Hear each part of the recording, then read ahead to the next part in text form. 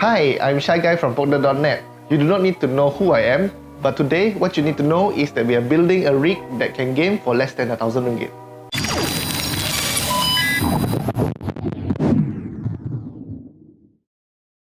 As gamers, we need to start somewhere.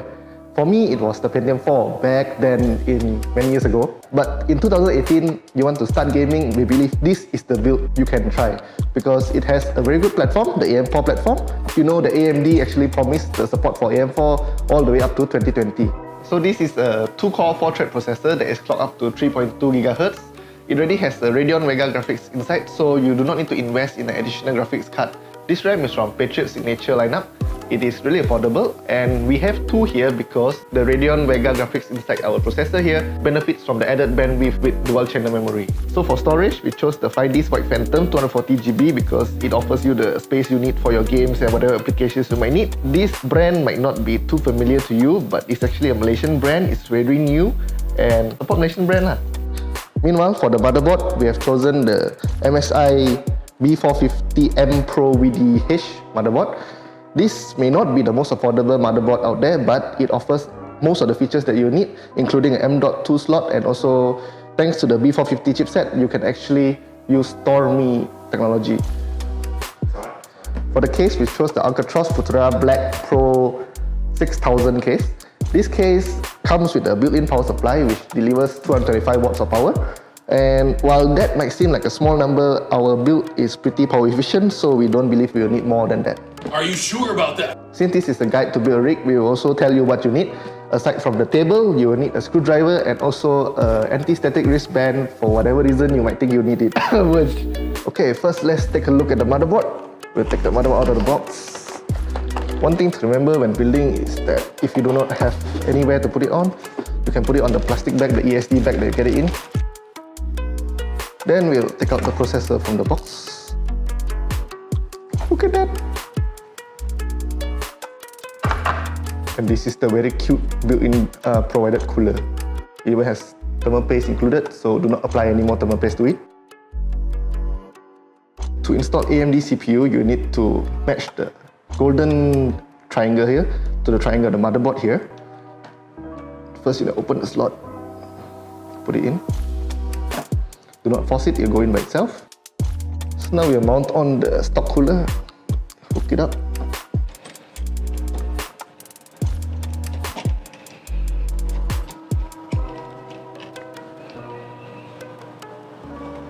Woo. There we go. And plug in the fan pins.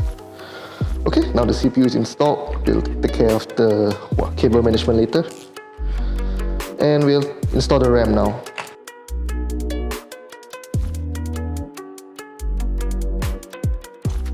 So right now, because we're installing the RAM, we have to open the slots that we want to install in. And it's always installing on the second and fourth slot if you're using dual channel RAM. So you match the notch to the notch on the motherboard and you slide it in.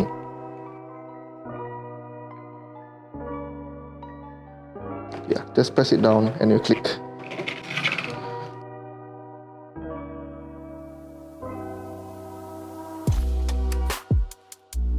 Push down and both sides lock.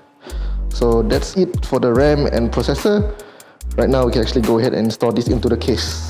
So this casing fits up to ATX motherboards, but we are only currently using an M80X motherboard, so it will fit even better. There will be plenty of space for it. Let's take a look. Oh, it's nicely padded by foam. Go ahead and put the knife down. Let's not hurt anyone. That box is empty, don't worry. So we have foam on both sides. Also plastic wrapper. And here we have the case. Actually looks pretty good for a 90 ringgit case. And here we have the case. For some reason there are cables sticking out the bottom. Where's the back? Where's the front? Okay, so on the front we have a USB 2.0 port, USB 3.0 port, and the headphone jacks, as well as the power button, reset button, and also the status LEDs. There's the logo if you're interested in that, and also some intakes along the bottom. Meanwhile, on the back we have a single I believe 80mm fan, and also the power supply at the top. This design is not the latest design, but it works, so it's fine. And interestingly, despite the affordable price, we have thumb screws, which means you can open the case without screwdrivers. No, you need screwdrivers. Okay, where's the screwdriver? Behind you.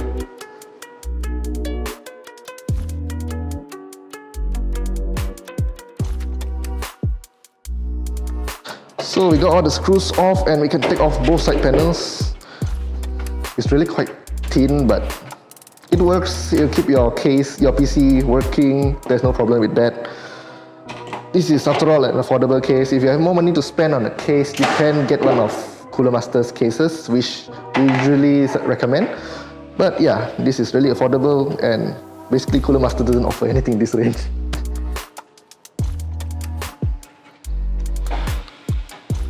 So as you can see in this case, we have USB 3 headers, some status LED but the switches, cables, and these are the USB 2 headers. And you can see the power supply up here with all the power connectors. And it even comes with the power cable nicely tied up inside the case for some weird reason. But yeah, we extricate it now. So after we untied it, we can pull it out. It's zip tied. Why did they zip tie this to the case?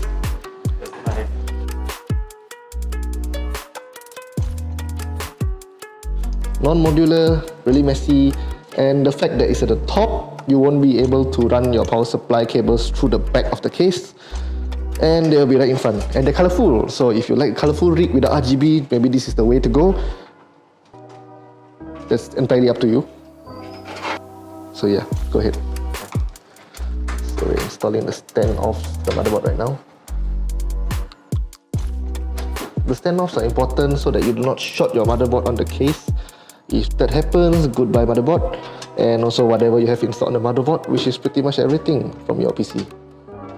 So, because the standoffs are so hard to install, we actually have to look for one of these wrench adapters to install them in the case. Usually you'll be able to install them by hand, or the case manufacturer will install them for you. But yeah, one of the other sacrifices you have to. Even with the wrench tool, it's not that easy because sometimes the screw just goes in off perpendicular and then you get them a bit bent and it won't go in. Yeah. Look at this, so difficult to install. Yet another sacrifice you have to do for saving some money on the case, which is why cases are usually something we do not recommend skimping on, because usually be able to use them with multiple builds. But if you want to start off with an affordable build, yeah, maybe, but try not to. One of the things that people usually forget when they build their PC is that they will usually leave out the I/O port. That's a very common rookie mistake. Do not have to feel bad, you can admit that, we understand. Even we do it ourselves sometimes. But yeah, so the I/O shield is always comes with a motherboard. And you should check in your motherboard box instead of your case.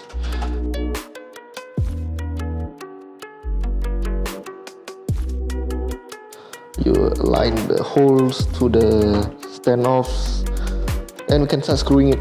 Screw this. You see, in a more premium case, you might get the screws labeled and nicely packaged individually. With an affordable case like this, you get them all together and it's half guesswork, half experience.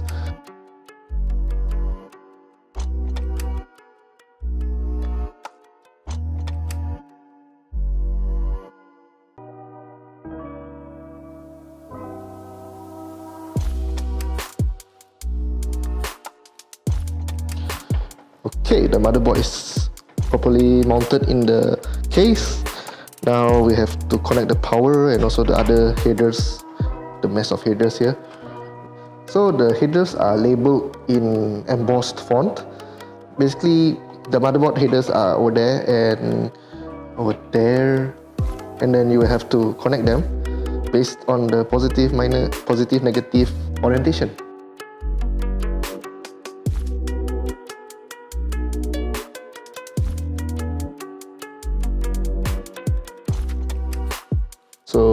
These headers give you your LEDs and also your switches.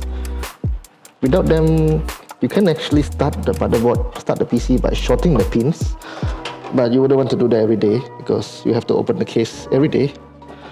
On more expensive motherboards, you might get switches on the motherboard itself, but those are usually reserved for premium motherboards and none of them are actually affordable, and we are talking about a 499 motherboard.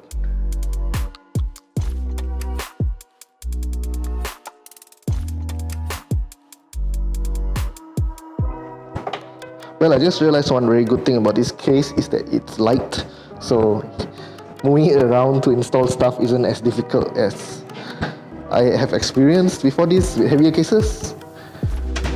So now let's get our SSD to install. I have no idea why is there a SSD mount at the bottom of the case.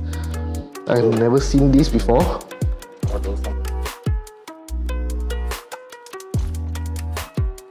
So later on we realized that the SSD mount is not at the bottom of the case but actually here, and we actually found this by blind luck. There is actually no manual in the box, so we actually had no idea how to mount the SSD. And once again I must say, save up your money and buy a better case, then you have less headache.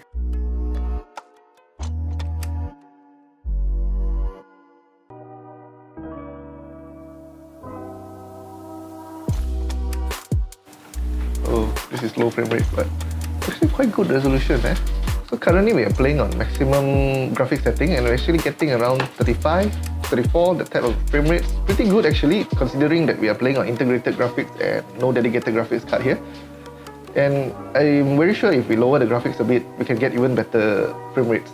So we're getting around 35 FPS at medium settings, which actually is still very playable, as you can see. If you really want to play it at a smoother setting, probably you should drop it down to low, but anything higher will definitely not offer you a better experience. We wouldn't recommend you to be competitive with this build or like play for serious reasons, but yeah, it's actually a good start. You can play, just get the feel of it. Maybe if you really want to play at higher settings, you should get a dedicated graphic card, something along the lines of the mid-range RX 570, 580, or maybe a 1060, which is really affordable nowadays. So being the enthusiast that we are, we actually tried to overclock the CPU and also the RAM.